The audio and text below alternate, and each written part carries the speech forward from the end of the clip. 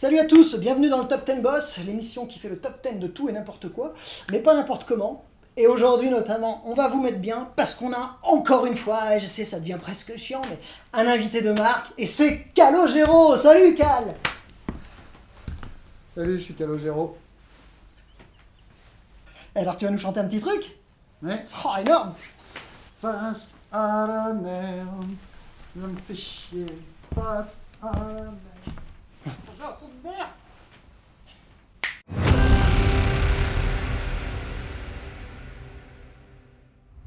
Alors, et aujourd'hui, on va se faire un spécial top 10 de mes films préférés de Claude Sautet. Pas dégueulasse. César sera toujours César. Et on commence. Numéro 10. Je mets Mado. Donc Mado, film de 76, avec Michel Piccoli, avec Piccolo aussi. C'est la totale, Piccolo, ça, on se croirait dans un arc de Dragon Ball. Ouais. Si c'est ça, j'ai pissé.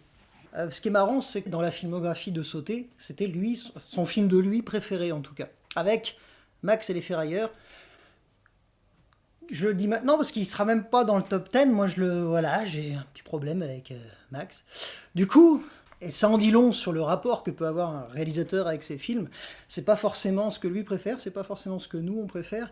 Il y a une marge de liberté dans tout ça, j'aime bien. Mado en 10. Numéro 9. Je mets L'arme à gauche, qui n'est pas le film de Sautet le plus connu. C'est intéressant parce que Sautet, étant né en 24, voilà, il est fan de cinéma américain. Ses préférés, ça va être des mecs comme Walsh, Hawks. C'est des dynamiques, tous ces mecs-là, qui font du cinéma d'aventure. Donc c'est un fan de cinéma d'aventure. Et il veut faire son petit film d'aventure. Il se dirigera après vers autre chose. Pour l'instant, il tente ça.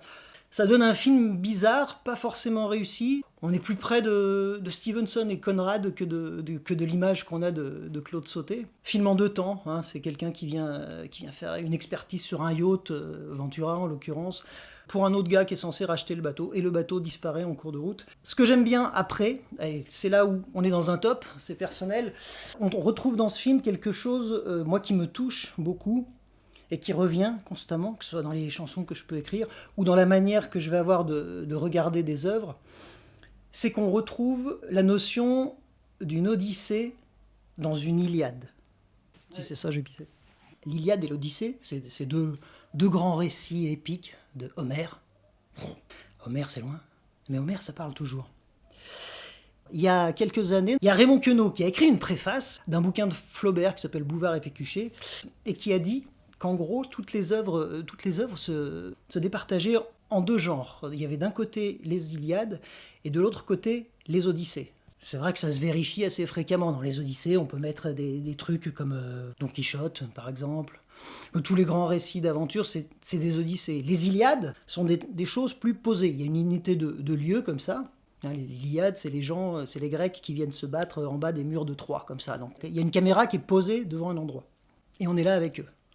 Une Iliade, c'est par exemple Robinson Crusoe. Il est sur son île, il ne bouge pas, il est là, on suit ça.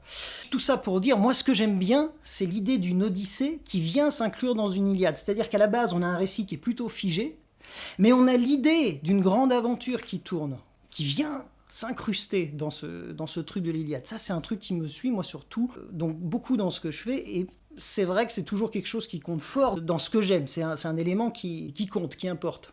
C'est très conradien, comme Joseph Conrad, on est très là-dedans. C'est des grands aventuriers qui d'un seul coup se retrouvent piégés dans des espaces et qui se mettent à réfléchir sur leur vie, sur l'aventure, et non plus à être dans l'aventure. C'est intéressant quand un homme d'action se retrouve immobilisé. Qu'est-ce qui se passe dans sa tête? Qu'est-ce que ça dit? L'arme à gauche, on est un petit peu là-dedans. Hein, la deuxième partie, ils sont dans leur bateau, ils sont là à se tirer dessus les uns les autres, à coups de flingue. Ça entraîne quelques longueurs de rythme et tout ça. Et voilà, Sautet finira par faire du ménage, et notamment en changeant totalement de style de film. Numéro 8. En 8, je mets Un mauvais fils. Donc là, on est en 80. C'est un Sautet, ça y est, qui a trouvé ses marques depuis une dizaine d'années. Patrick Devers. Film sur les relations du père-fils, et puis il dit, bon, quel fils, il sort de tôle, tout ça. Donc, c'est un film assez malaisant, et en même temps qui est touchant. Enfin, là, on est dans du Sautet, ça y est, les rapports humains. Numéro 7. En numéro 7, je mets Classe to Risk. C'est le deuxième film avec Ventura. C'est peut-être le film le plus melvillien de Sauté. Il faudrait parler de Melville un jour aussi. Bon, là, il se trouve dans Classe to Risk, on est un peu sur du polar, quelque chose de plus noir comme ça. Et il y a une séquence superbe où Ventura doit dire au revoir à ses gamins, quoi. Il doit s'en débarrasser pour pouvoir avancer. Il les envoie dans le métro. Et t'as un plan sur Ventura qui est à côté d'un arbre. Donc t'as Ventura, quand même, belle carrure. Et il est là tout... Il se penche un peu, avec l'arbre à côté. On sent toute la fragilité de ce gars. C'est très beau, il dit rien. Et puis juste à côté, t'as Belmondo, tout jeune dans son impair, les mains dans les poches, dans le même plan. Voilà, rien que pour ce plan, tu vois, je prends Classe to Risk, quoi. Numéro 6. Je mets Quelques jours avec moi. Film de 88. Ça fait quelques années que Sauté n'a pas tourné. Quelques jours avec moi, c'est un peu une farce féroce. Et c'est drôle, c'est un film très drôle, avec dans les rôles principaux Daniel Auteuil et Sandrine Bonner. Chacun à leur manière, ils sont délurés tous les deux, et c'est une espèce de satire sur la société. Il y a toute une galerie de personnages loufoques, à commencer par l'inénarrable Jean-Pierre Mariel, qui livre là encore une prestation, j'allais dire, sa plus grande prestation. Mais non, parce qu'il y en a quelques-unes de Mariel. Un ton un peu à part dans l'univers de Sauté, mais attention, ne nous laissons pas avoir, c'est pas parce qu'on rigole qu'on n'y dit pas des choses profondes. Numéro 5. En numéro 5, je mets... Alors là, c'est compliqué, parce que... Bon, je fais un effort sur les 5 premiers, mais les 5 derniers, concrètement, ils pourraient tous être numéro 1, tu vois. Donc, ça va encore être un déchirement. J'ai envie de te dire, dans le top 10, c'est comme en art. Il faut choisir. Et choisir, c'est pas anodin. Choisir, ça veut dire prendre un truc et en laisser des millions d'autres à côté. Ça en dit long sur sur l'action. Donc, numéro 5, Un cœur en hiver. Ah oui, bah oui, non mais évidemment qu'il pourrait être numéro 1. Un cœur en hiver, on attaque avec ce film, on est en train de conclure donc sa dernière période, 92, qui est une période où Sauté revient à quelque chose de plus intime. Parce qu'on a tous l'image d'un Claude Sauté des années 70, les années Giscard, l'amitié, ces grands bourgeois qui ont des vies qui partent un peu en couille et on suit leurs déboires, ils sont tous ensemble, ils sont nombreux. Hein, il y a l'idée de groupe. Sauté aimait dire je filme mes bourgeois comme des troupeaux de rennes. Et il y avait vraiment ça, c'est ce qui donne toute la sève de son cinéma social. Arrivé dans les années 90, il a envie d'épure pour pouvoir se resserrer sur des choses moins faciles à dire. C'est de l'ordre du sensoriel, c'est très frappant, même s'il y a encore pas mal de personnages, malgré tout. Mais il commence à se concentrer là-dessus et on peut voir cette tendance, notamment avec un personnage, qui est le personnage d'Auteuil, qui est un espèce de cynique qui regarde la vie de loin, qui ne veut pas se mêler en fait à la vie. Il a l'air détaché, il répare des violons. Il y a cet univers musical, Sauté, il fonctionne énormément avec la musique, même son travail de montage, tout ça est très musical. Donc là, il fait un film sur la musique, hein. C'est l'histoire d'une violoniste, jouée par Emmanuel Béard, qui va rencontrer ce type qui, lui, répare des violons. Donc il y a ce truc de l'atelier, ce truc de je ne suis pas mis en avant, mais je répare des instruments pour des gens qui, eux, vont être sous la lumière, sous machin. Moi, je travaille dans le fond de l'atelier, je répare des violons, et voilà, je pense à des choses... Et je ne les dis pas. Mon rapport au monde est compliqué. Tu vois, il y a ça. Je crois, c'est le plus grand personnage dans la carrière de Daniel Auteuil. Donc là, Un cœur en hiver, on est sur quelque chose de difficile à cerner et que cristallise parfaitement cette dernière période de Sauté. Rien que dans ce personnage d'Auteuil, mais enfin, ils sont nombreux. Il y a du Solier, il y a des superbes seconds rôles. Je pense à Brigitte Catillon, qui est une actrice qu'on n'a pas assez vue, c'est dommage. Il y a l'idée d'une partition. Ça aussi, j'y reviendrai.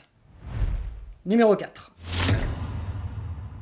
En 4, je mets... Ah, là aussi, c'est un déchirement. Qu'est-ce qu'il fout en 4 ? Il devrait être en 1. Comme celui d'avant, comme celui d'après. Ah merde, c'est dur de choisir.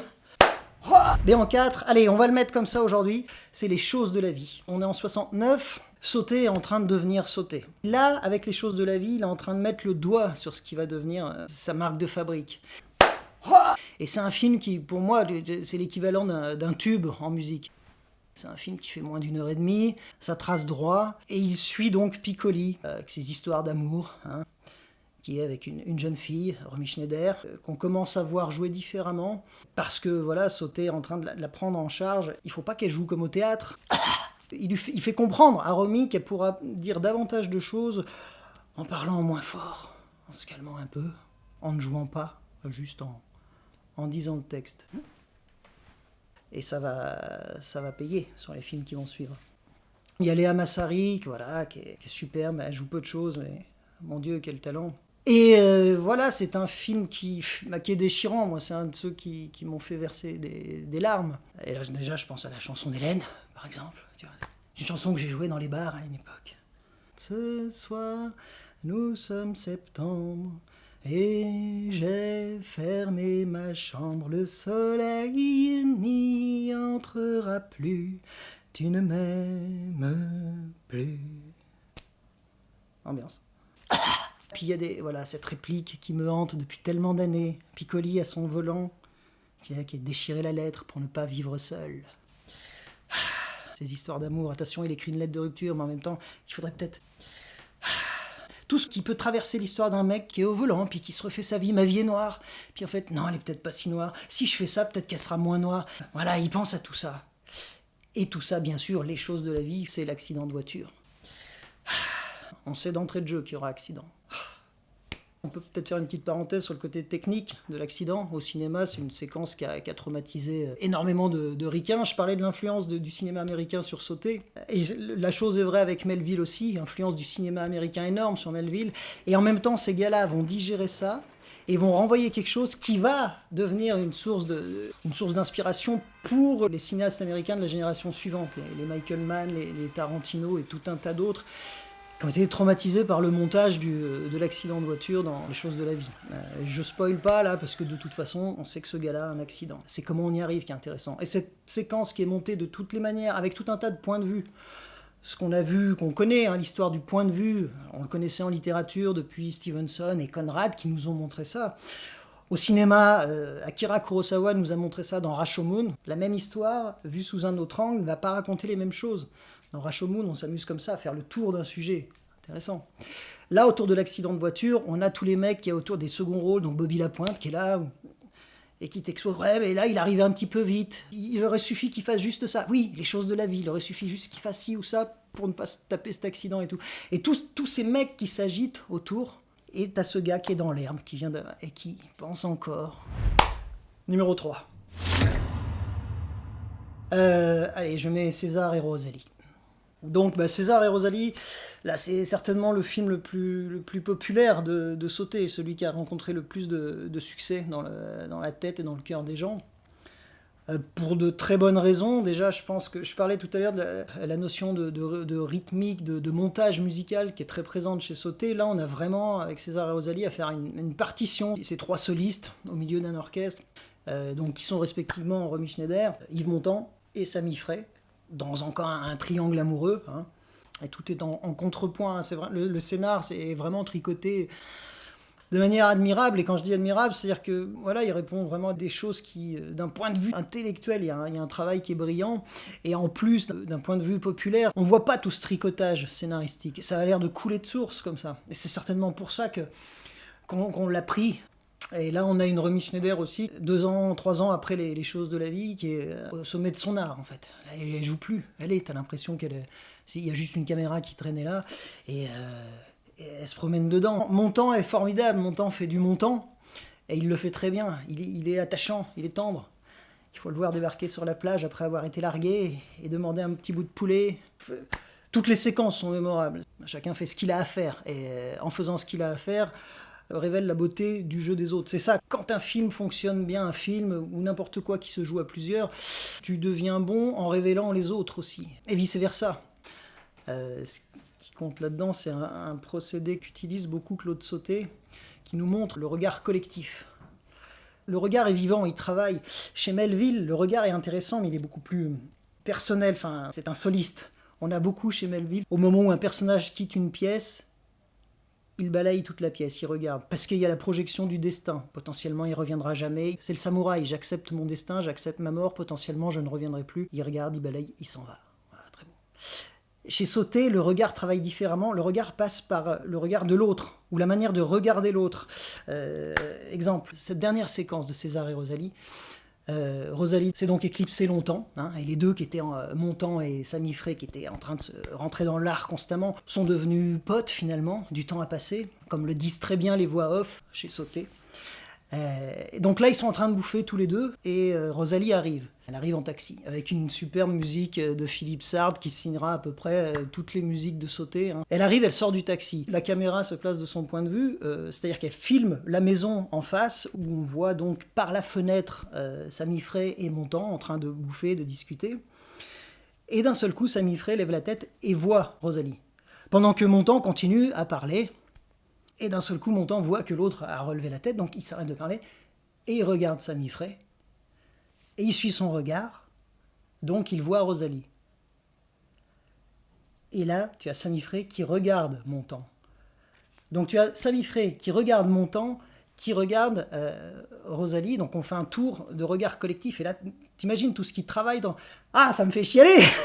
Ça me fait chialer, parce que quand j'y repense, il y a tout qui travaille, en fait. Il y a tout qui travaille. T'imagines, en un plan, pouvoir avoir les sensations de 3 personnages différents, mais il y a tout. Puis toute la vie, tout ce qui a été vécu et tout ce qui ne le sera pas, dans le regard de quelqu'un qui regarde quelqu'un qui regarde quelqu'un d'autre. C'est énorme. C'est énorme. Numéro 2. Nelly et Monsieur Arnaud. Le dernier film de Sauté. On est en 95, et c'est 3 ans après Un cœur en hiver. Donc on est dans cette chose dont je parlais tout à l'heure, où les troupeaux de rennes ont disparu, hein, les grandes fresques des personnages des années 70, le film choral dans lequel s'était spécialisé Sauté, tout ça, il a un peu évacué tout ça, il se concentre sur des personnages. Et là, encore plus que dans Un cœur en hiver, ça lui tient à cœur de suivre de moins en moins de monde, mais de les suivre de plus en plus loin dans leurs relations. Indicible, c'est ça le mot que je cherchais tout à l'heure pour Un cœur en hiver. Ben, ça s'applique aussi à la relation qui lie dans ce film Emmanuel Béard à Michel Serrault. Espèce de vieux qui est replié dans sa maison et qui écrit un bouquin. Et pour taper son bouquin, il a besoin de quelqu'un. Il se trouve que Béard, qui galère dans la vie, elle accepte de venir taper le truc chez lui. La majeure partie du film va se passer dans l'appart du personnage de Serrault, donc avec une grande bibliothèque. Et il va y avoir cette espèce d'histoire d'amour qui n'a pas à avoir lieu, mais en même temps, pourquoi elle n'aurait pas lieu. Tout ce truc qu'on ne dit pas, mais qui est là. C'est compliqué d'expliquer tout ça. Et il n'explique pas, Sauté. Il montre. Ce besoin d'épure devient visible à l'écran à mesure que le film avance.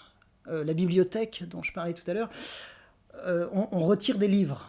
Et on voit donc l'espace se vider, on voit les rayons de l'étagère. Revoyez le film plusieurs fois. On voit les rayons de l'étagère qui se vident à mesure que le film avance. Et on finit par des architectures vidées. Ça suit la manière dont on rentre dans la tête des personnages, où tout se clarifie et en même temps rien n'est joué, rien n'est dit. On dit des choses pour cacher le fait qu'on n'en dit pas d'autres. Donc c'est hyper subtil, c'est hyper fin. C'est un petit peu le sommet de la carrière de Sauté, à ce niveau-là en tout cas. Sur ce type de recherche, il nous pond un petit peu son testament, parce que c'est beaucoup lui aussi. Il y a certains plans filmés de Michel Serrault dans l'ombre de la cuisine, il n'arrive pas à dormir, il se lève la nuit, une espèce de truc en contre-jour où on commence à voir vraiment Sauté en plus. Sauté qui a vieilli, qui arrive un petit peu au bout de la route. Le dernier plan, c'est Béard qui s'en va dans la foule, donc voilà. Marche dans la foule avec ses emmerdes. C'est le même dernier plan que Ventura dans Classe Touriste, c'est-à-dire un personnage qui repart avec ses emmerdes. C'est jamais réglé à la fin du film. Il y a eu tout ça, il y a eu tous ces mouvements, et quand tu repars dans la vie, le réa te replonge dans la foule et te dit ça continue. T'as eu des emmerdes, t'as eu des bons moments, et tu vas continuer à en avoir d'autres. Et la caméra décide de te laisser partir comme ça. On laisse juste Béard partir. Et c'est le dernier plan de la filmographie de Sauté, qui mourra 5 ans plus tard, c'est son dernier film, et il conclut sa filmographie sur l'image d'une femme qui s'en va de dos. C'est la classe. Chose que fera Visconti d'ailleurs aussi, avec son film L'Innocent, dans un autre truc. Là, c'est une comtesse au petit matin qui sort dans un parc et de dos, mais ce sera la dernière image. C'est marrant comment des visions de cinéastes se répondent, chacun en choisissant la classe sociale à laquelle il appartient. Numéro 1. Vincent, François, Paul et les autres. Donc c'est juste après César et Rosalie, 2 ans après. On est dans le pur film choral. Ah, passe mytho, évidemment, l'une des grandes forces du film, c'est d'avoir Montand, Piccoli, Reggiani, Depardieu dans un même cadre. Chacun regarde là. C'est hyper beau. Donc là, chacun avec son caractère, on a des numéros d'acteurs. La fameuse séquence du gigot, la colère de Piccoli qui nous fait son sauté, Montand qui nous fait son Montand, Reggiani, toujours si touchant. Et puis les rôles féminins aussi, à commencer par Marie Dubois avec son phrasé particulier, tellement touchant elle aussi. C'est bien, le troupeau de reines travaille sérieusement. Moi, c'est un mouvement d'ensemble, c'est un peu comme un Wagner qui d'un seul coup nous fait la tétralogie, nous pond 4 œuvres au lieu d'une. Le côté fresque. On a un Montand touchant aussi. Encore une fois, il est comme dans César et Rosalie. C'est un Méditerranéen, il est sanguin et tout, mais là, on va le prendre au moment où il va être blessé, il va être diminué, et ça va l'obliger à voir le monde un peu différemment, éprouver un peu de compassion pour les autres, pas penser qu'à lui. À toi, tout ce qui n'est pas toi, tu t'en fous. Réplique de Vincent, François, Paul et les autres, je vais revenir sur les répliques. Donc là, il a besoin de thunes, hein, il est endetté, il doit donner tant à un mec qui l'emmerde, parce que sinon, il saute, son usine saute, il peut pas se permettre, faut trouver de la thune. Et donc il fait le tour des banques, le tour des potes, et il en trouve pas, et la journée avance, et il est perdu, et il vient frapper à la porte de son ex, joué par Stéphane Audran. Et avec elle, il mâche pas ses mots, voilà. Il va se montrer dans toute sa fragilité, et elle l'écoute. Et lui bouge dans la pièce, tourne en rond, ne sait pas comment dire les choses, manque de faire tomber le pot de fleurs, touche le nez du petit canard qui est posé sur l'étagère, enfin, il est paumé, quoi. Et cette séquence est magistrale, pas tant dans le dialogue que dans tout ce qui se joue, dans l'écoute de Stéphane Audran. Il faut revenir peut-être aussi sur les répliques.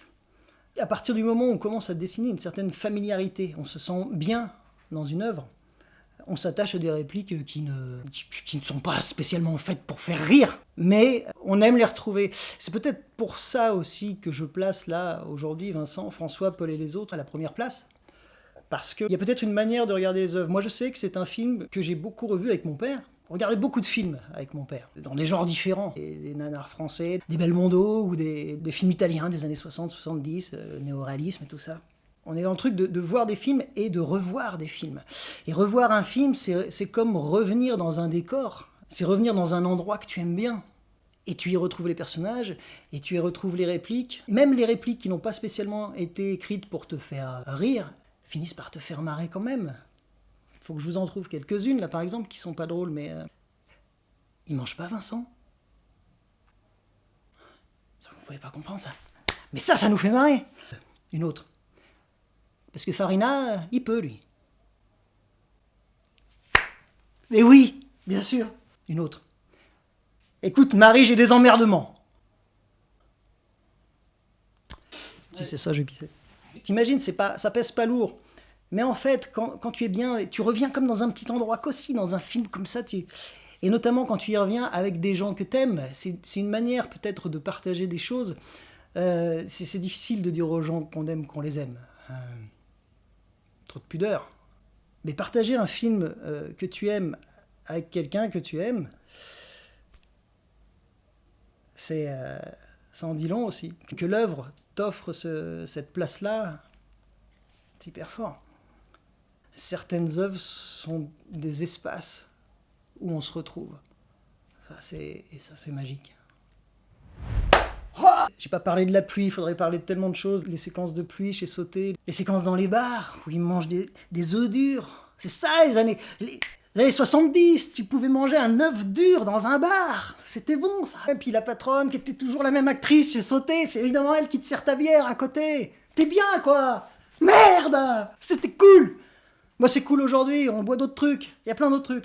Mais là, que le cinéma puisse cristalliser des instants d'histoire, parce qu'on s'en fout qu'il ouvre des œufs ou machin. Et en fait, non, on s'en fout pas. C'est ça ce qui est beau dans l'histoire, c'est les petites choses. Faut pas pleurer, il y a d'autres choses aujourd'hui, c'est très bien. Mais faut pas oublier les choses qui ont marqué des instants. Et là, à l'échelle des films de Sauté, il y a ces petits œufs durs qu'on mangeait là, le long du comptoir, en racontant nos petits problèmes de la vie et tout ça. Et quand tu regardes ça, avec quelqu'un que t'aimes, tu passes un bon moment, quoi. Voilà, dites-nous ce que vous avez pensé de la vidéo, si vous connaissez un petit peu Sauté ou pas du tout, si vous connaissez pas, mais tentez, dans une vie, 1h30, de tenter un film, ça vaut le coup d'essayer. N'hésitez pas à liker si ça vous a plu, à vous abonner à la chaîne, ça nous aide un peu, c'est bien, on peut partager davantage.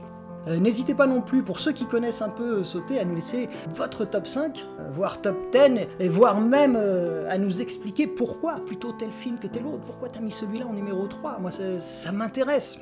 Et puis surtout, gardez à l'esprit, quoi qu'il en soit, que ce qui compte dans la vie, c'est pas de faire des tops. Ce qui compte, c'est de savoir ce qu'on aime et pourquoi on l'aime. Allez me boire un petit coup, moi. À très vite. Ciao.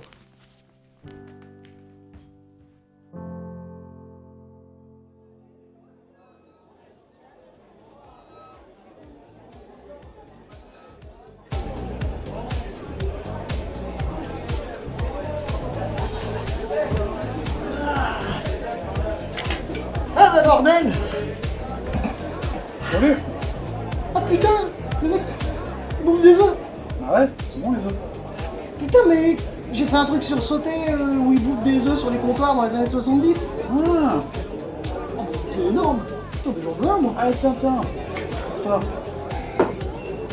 Ah, le geste et tout! En plus, j'étais content parce que j'ai fini l'épisode sur les œuvres qu'on aime bien et qu'on peut partager. C'est un peu comme des espaces où on se retrouve. Les œuvres sont des espaces où on se retrouve. C'est mal. Les œuvres sont des espaces où on se retrouve.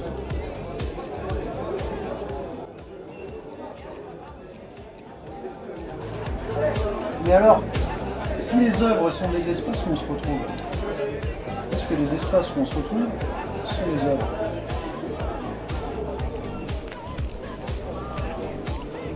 Non, genre là, nous, on est à l'Aubervilliers-Roi, on voit de tout, c'est cool. Est-ce qu'on est dans une œuvre?